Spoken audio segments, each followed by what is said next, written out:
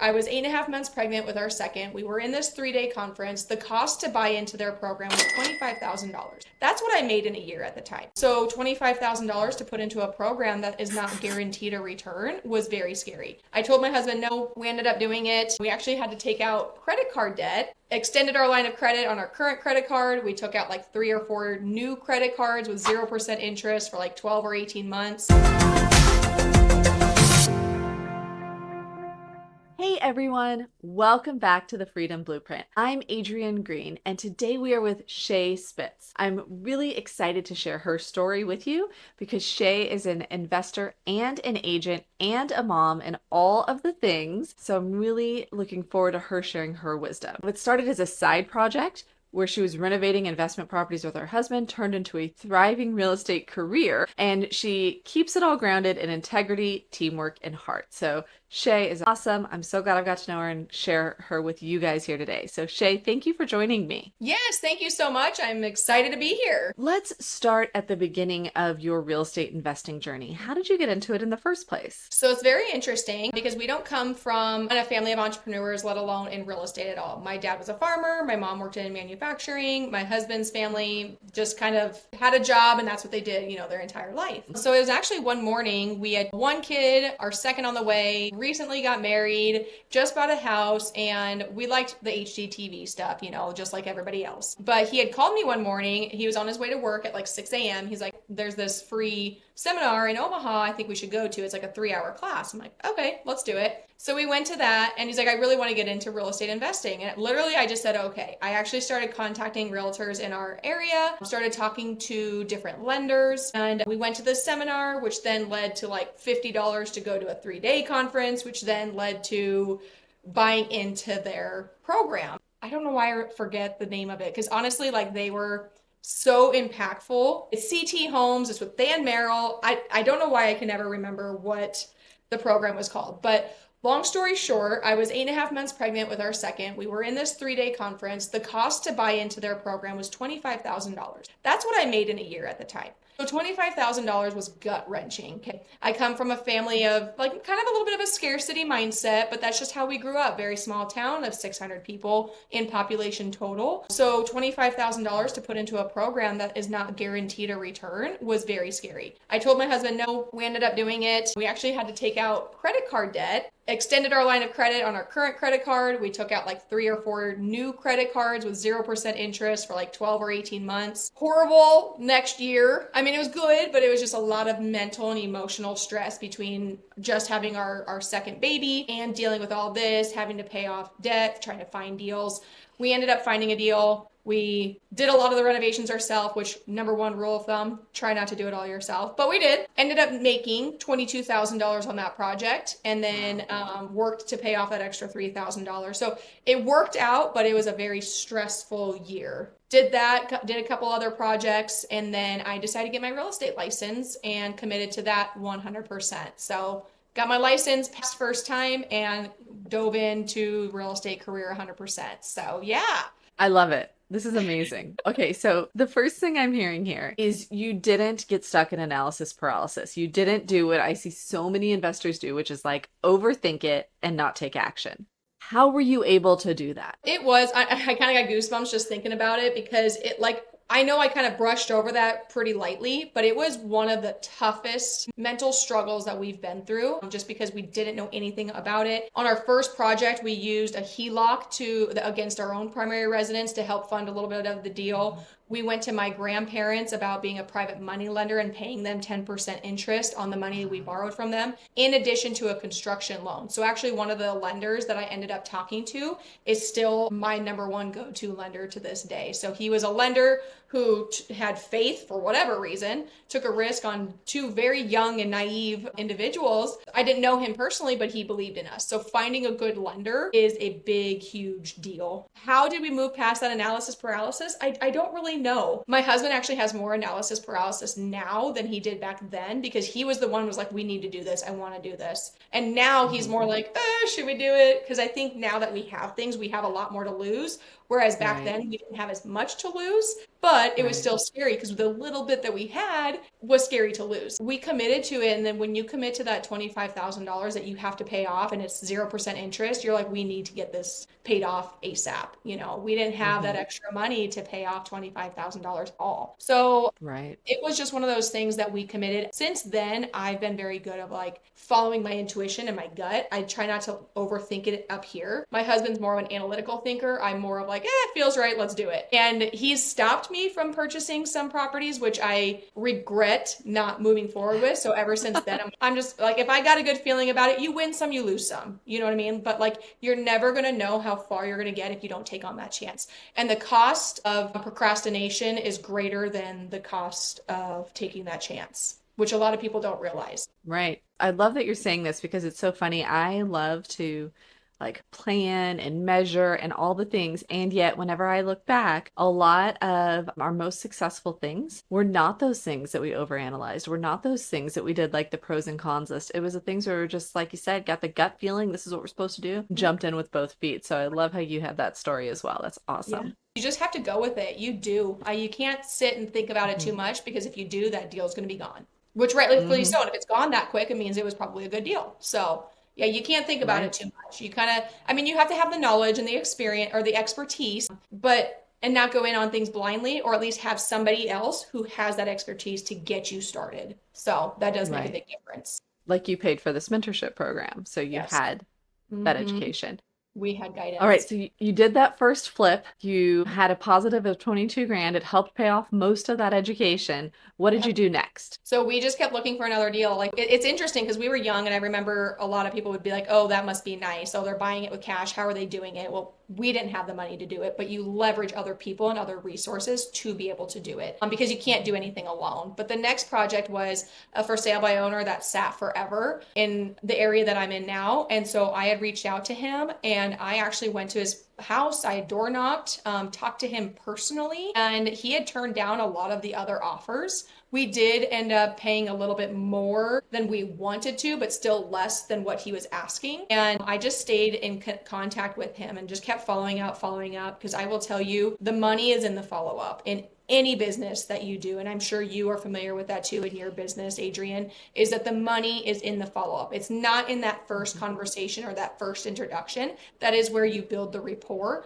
but the follow up is really where it's at. And I think I just followed up with him more and enough that he was like, all right, okay, let's just move forward with it. So we ended up buying the next one. I wish we would have held on to it, but you could say that for every project. But I wish we would have Mhm. held on to it for another year because we sold it. We ended up making, I don't know, maybe 20,000. When I say make, I use that loosely because you have taxes and active income. You got a lot of things. You know what I mean? So like our gross income was like $22,000, but I use that loosely. We ended up selling it for 125,000 the very next year. 1 year later, that guy ended up reselling it for $180,000. Didn't do anything to it. Wow. I'm like, oh my gosh. But you could say that with any project and any property that you Hmm. made. And the next ones that we ended up buying were actually on the MLS. They were actively on the market that we just negotiated a price and kind of kept rolling it that way Hmm. to the next deal and the next deal. And after a while, I was like, why am I working full time, having two kids, working in Norfolk, living in Humphrey, driving to Columbus, which was all within like an hour, but still it got to be a lot. So I just decided to start getting my real estate license and took my test, and I gave my 3 week notice. And I, instead of 2 week, I did give three because I actually worked with consumers who had, or adults with mental illness. So I actually wanted to give them time to absorb me leaving because I'd worked with them for many years. So that was not Wow. easy to leave that either. So Hmm. Wow.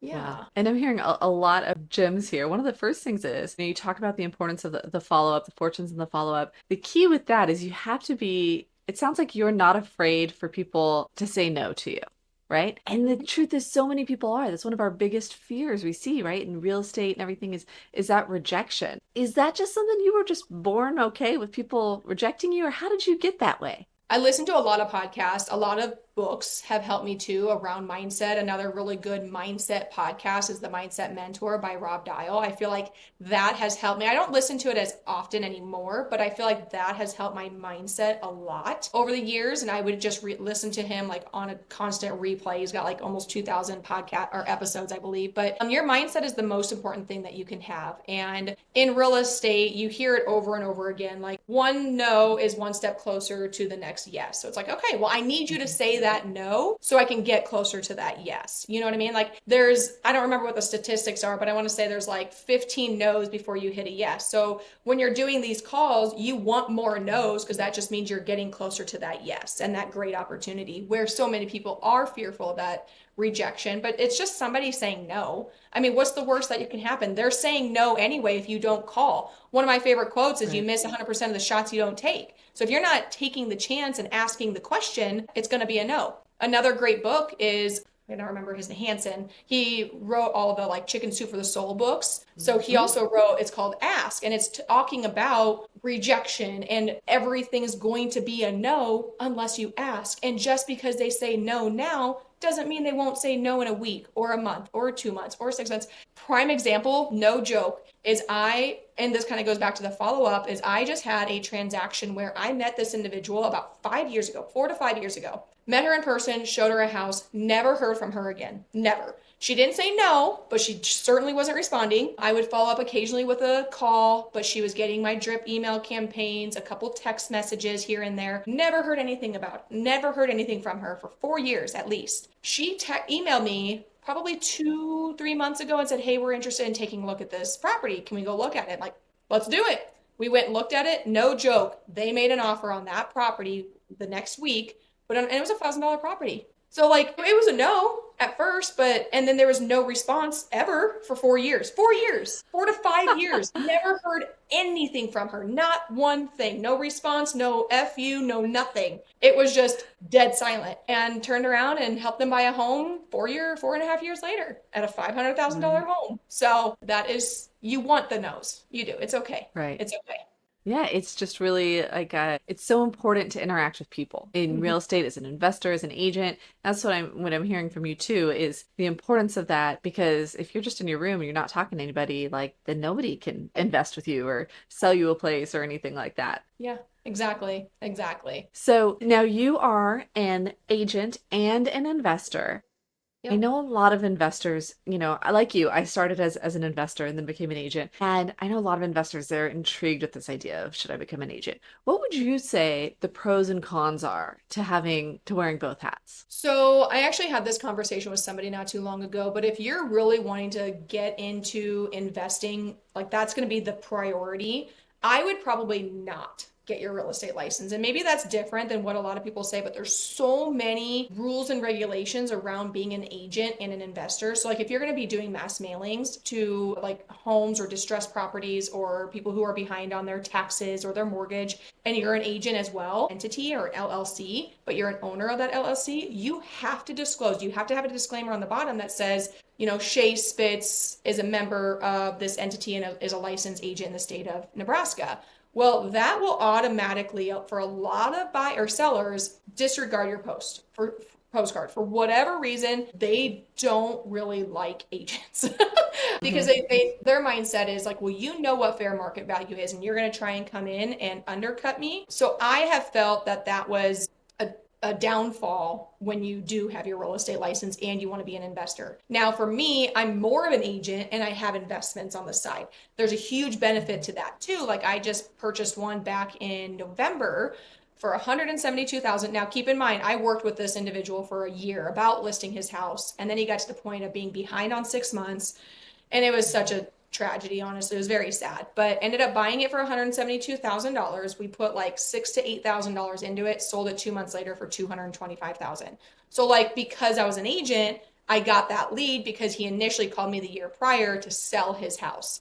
But that's a whole thing in its own. But one of the things that I have to put on the purchase agreement is seller understands the buyer is a licensed real estate agent in the state of Nebraska. And the other thing that I'll do as well is seller also understands that they would net more money by putting the property on the market at fair market value. Because I'm like just making sure I'm covering all bases, because I don't want anybody to come back to me and be like, you manipulated him, you took advantage of him. I'm like, no, here, like I'm putting it all out there. Whereas if you're not a real estate agent, you don't have to do all of those things. Yeah. You know, and if you don't and you're a real estate agent, you could get into trouble, or, you know, and I'm not going to risk my license. So there's definitely pros and cons depending on, are you wanting to be more of an investor, or do you want to be more of an agent and have investments on the side? Not super clear, Yes. but that's just like my opinion and outlook on it. And because I probably could have taken the investor side a lot more serious, but because I have a lot more restrictions and rules and regulations, I didn't. I've purchased properties, yes, but I make sure that it's very clear that I'm an agent and all of those things. Like I'm going to be selling one of my properties off market and the buyer came to me about buying it, and I'm going to make sure I'm very clear. Buyer understands that agent is owner. Buyer understands that agent is a licensed real estate agent.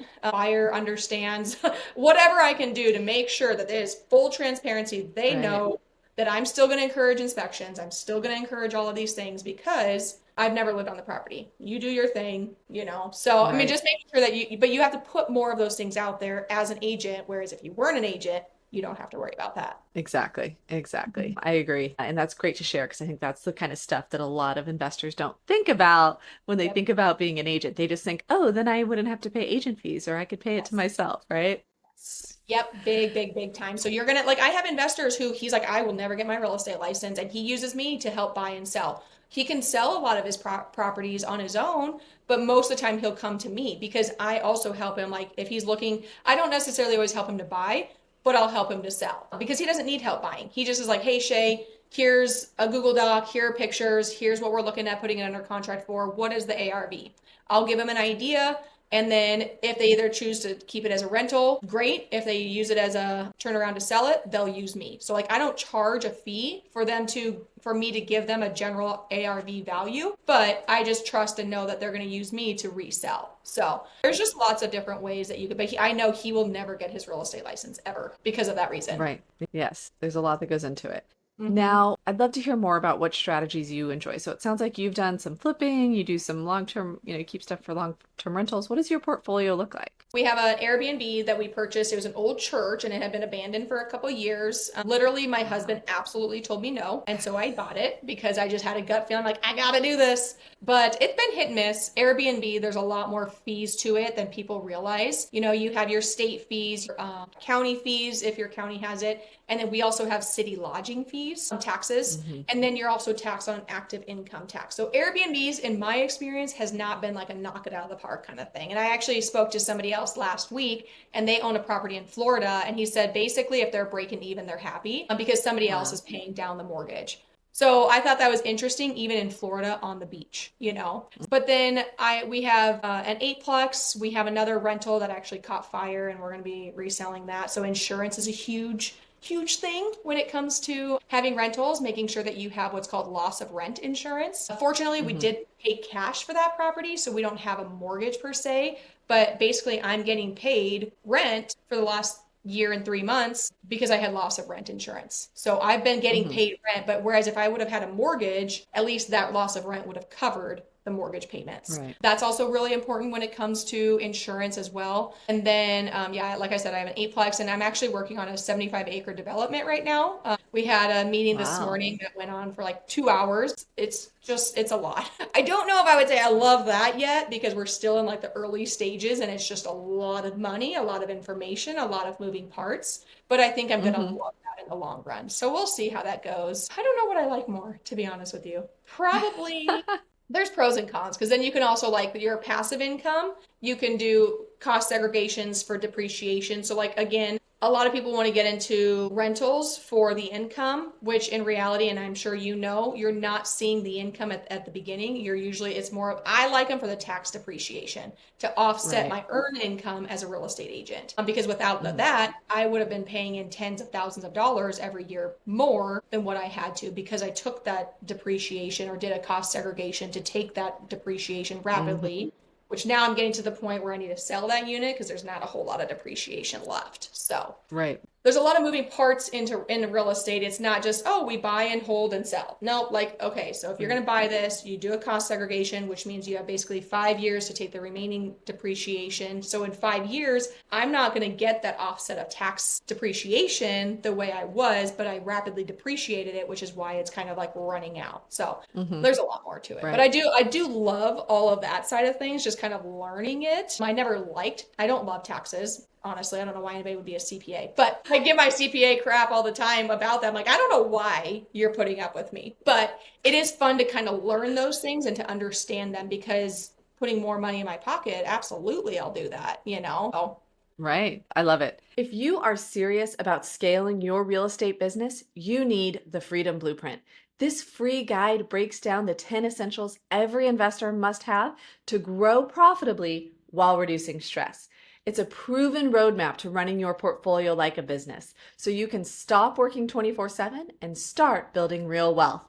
Get your free copy now at adriennegreen.com or check the link in the show notes. And you really speak to a lot of those points of you really obviously know your numbers, right? You know math and you see how it all plays together. And so if somebody's listening and they're overwhelmed by this or they don't understand it all, like you can figure it out. Like you can learn this. It's all out there and you can figure out and learn, hey, yes, there are opportunities for cash flow. There's opportunities for the tax benefits. There's all these different strategies and the different strategies have different pros and cons. So yeah, thank you for sharing that, Shae, and giving people yeah. kind of an insight there. That's awesome. Yeah.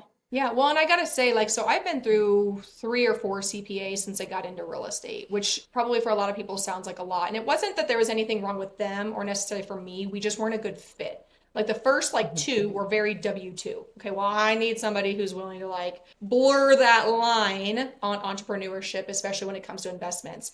And I wanted to find somebody Mhm. who also did investments themselves so they also understood how that entire process worked. Do I pay more now for my CPA? Absolutely. But he saves me more money in the long run. So I think people also need to let go of the idea of, oh, they're really expensive. Okay, but what sort of return are you going to get in the long run that people are not Right. looking at? You know what I mean? So Hmm. your CPA can be a game changer in your business. And I found a CPA and I absolutely love him. The other thing when you're wanting to learn this stuff is ask questions. And that goes back to Hmm. that book, Ask, because my husband loved him dearly. He's terrible at asking questions. Like we'll be sitting in a meeting with with our CPA and he just shakes his head. He's a bobblehead. He's like, "Oh yeah, yep." And I'm looking over at him like, "Do you understand any of this?"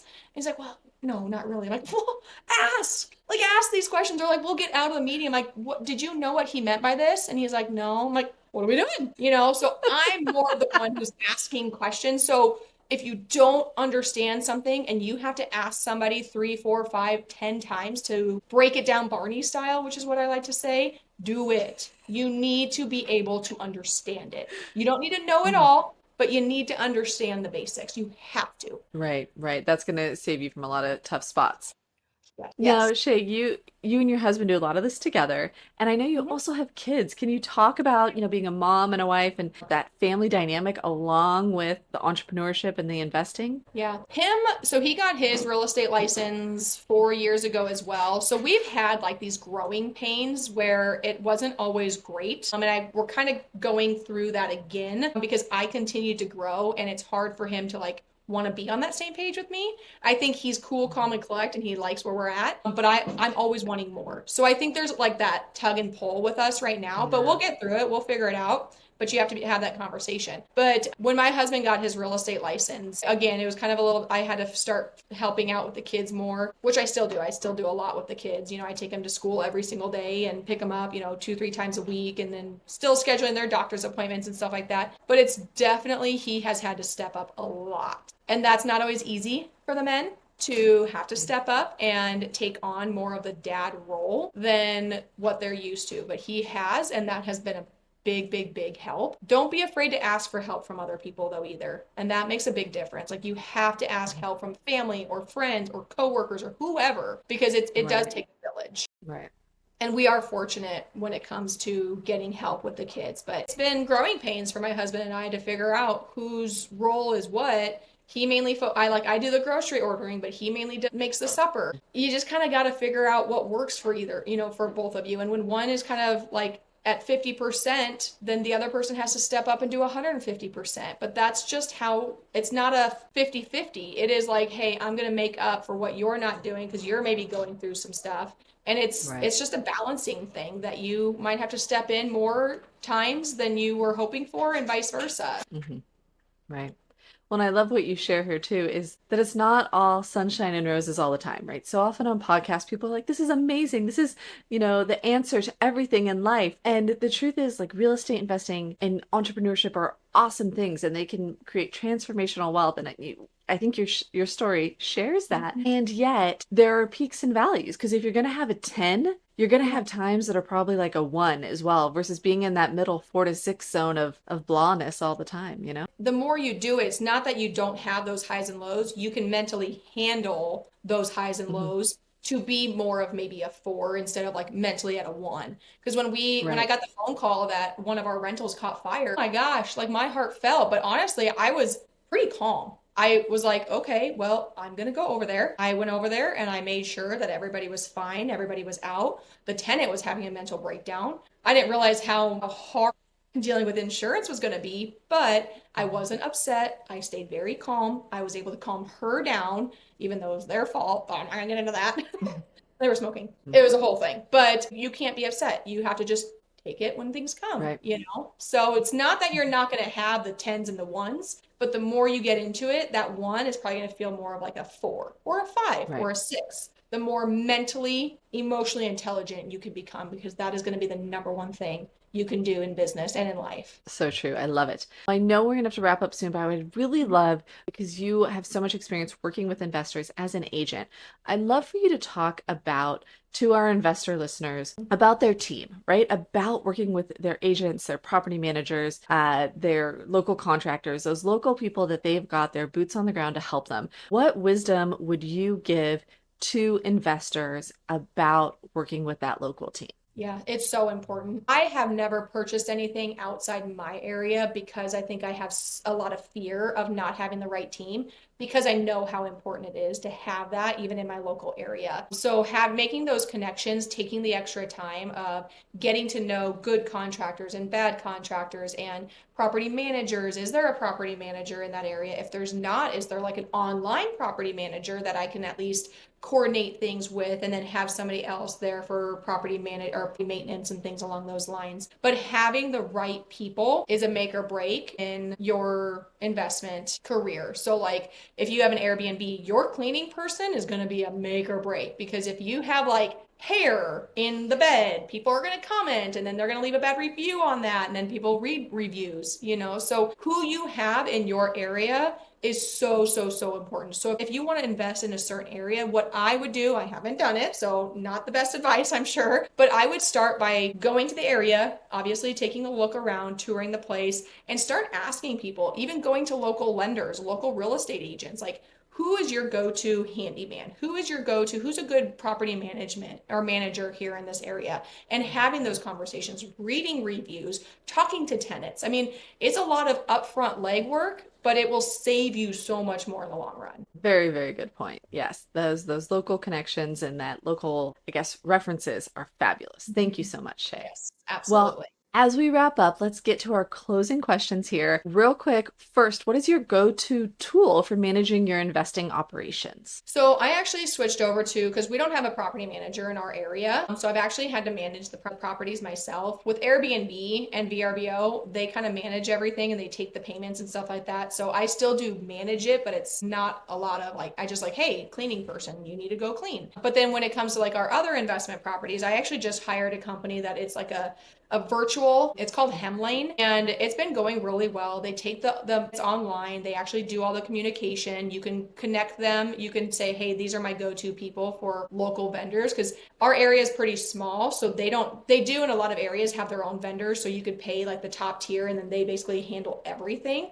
Well, our area is smaller that they don't have those local vendors, so I had to input all of them. So I'm basically on the second tier and don't pay quite as much, but I also am a little bit more hands-on because we don't have, it's not a very big area. but they handle the client communication for the most part. And then they take the rent, they give me like the P&L. I mean, they do a lot of the things that I have done myself. But with this whole development that we're working on, I knew I needed to start stepping away from that. They sent out the rent increase notices. Like when we go to re-sign leases, they'll handle all of that. So it's freeing up a lot of my time too. So I love that. And that's a great option for people who want that more virtual digital choice. But I'm yes. so glad that here that you had like a good experience with Hemlane because I've been following him for a few years. So I'm Yes. glad Yeah. that they're So doing a great Dana job. was actually on my podcast as well, and that's how we Oh, got good. connected. And so it was I've had a good experience. The biggest hurdle I would say with Hemlane is they don't have a lot of Spanish speaking support. They have like one Mm. Spanish speaking support person, and not even like their frontline people to help with getting set up. So that was my biggest hurdle is because like out of eight, seven or five of them speak only Spanish. So that I would say is the probably the biggest downfall when it came to Hemlane. But I know that they're working to get Spanish speaking individuals because that was my biggest pain point. But now that everybody's set up, hoping that will be a smooth sailing from there. So Yeah, that is great feedback. yeah. All right. And then question number two, what is your one piece of advice you'd give to your younger self when you were starting out? Don't be afraid to take risks, but really start investing in yourself mentally, emotionally, spiritually, all those things. Some of my five core values, and I throw this up to my sponsor at EXP, is faith, health, relationship, business, and finances. That didn't come into play until the last like 2 to 3 years. But so many people are focused on their business and finances that if you don't have faith, health, and relationships, those two things, those two other things will crumble when things go wrong. Not if things go wrong, when things go wrong or when things go sideways. Because as you know, in business, it's not always going to be smooth sailing up. You're going to have breaks. You're going to have setbacks. And if you don't have your faith or relationships or your health, that can break you down entirely. So I would say is, kind of have those core values. Don't steer away from your core values and really start focusing and working on yourself, especially mentally, because it is not as easy. Entrepreneurship is not as easy as what social media makes it look like. You get a very small glimpse of the glory of social media, but it is a lot harder mentally and emotionally than Right. people will ever understand. So emotional intelligence is probably the number one thing you can have in not only entrepreneurship, but in life in general, but really work on yourself for sure. So good. So true. All right. And then finally, what is a book that has been transformational in your investing journey? I think you've already mentioned one. Not sure if Right. you want So I've to. said ask a lot, and I really, really love that book. I can give you a whole list of books that I like, but one of my favorite ones is it's by Hal Elrod, The Miracle Morning. That really helped me to establish like my grounding for the most part because like I was going back to it, like you got to figure out who you are, what you want, like establish a morning routine before you can just like dive into your business and your finances. But The Miracle Morning is something that I've read multiple times. The Psychology of Money is also a really good one. It helps you to kind of understand money and psychology. Psychology is really, really intriguing to me. But I would say my favorite kind of go-to would be The Miracle Morning because it's more than I just business, am. it's personal, you know? Oh, It's for yeah. your It personal makes self. everything better. It really Yeah. does. I'm a big fan of it too. Love it. Mhm. Thank you for sharing that one, Shay. And then, Shay, I know you have a lot going on with your podcast and other things. If people would like to follow up, where's the best place for them to reach you? And do you want to tell them about your podcast as well? Yeah, so my podcast is Real Mom. So it's Resilient Entrepreneurs and Abundant Living. So the reason that even got started is because I actually had a mental breakdown about 2 years ago. And I mean, I have a great family support system, but I don't really know what caused it per se. But I decided to create a sense of community, especially for mompreneurs, because it can be a challenge. So I started the community here locally, and then it grew into also a podcast and making connections nationwide and worldwide. But that's really what my podcast is about, is for mompreneurs who have been in the industry for a long time or just getting into the industry and talking about those five core values: faith, health, relationship, business, and finances. And, connecting people with the expertise in those different areas. Because, like I said, it's not just about your business and finances when you get into entrepreneurship, which I think so many people focus too heavily on that they kind of forget about the other three things. And then when business and finances go wrong or get bumpy, they don't have the faith, health, and relationships to fall back on as your Right. pillars. So, but if they want to follow me, you can follow me on Instagram. So my handle is Shae J Spitz. So Shae J for Joe, and then Spitz is Spitz. I have a link tree in there, so if you in my bio, so if you go into my link tree, you can follow like my podcast, I don't know, the development. I think I have all of that on there. There's just a lot of different things you can follow. So YouTube channel, all of those things. So yeah. Perfect. And we'll have that linked in the show notes below as well for you guys to make it easy. And thank you so much, Shae. This has been an amazing conversation. And for the listeners, if you have loved today's episode, I want you to do a couple things for me. First, subscribe and leave a review. Give us some feedback. What did you love? What was helpful for you? And second, share this with another investor or entrepreneur. Who do you know who could benefit from hearing Shae's wisdom today? Send it on over to them. And of course, join us next week for another episode of The Freedom Blueprint.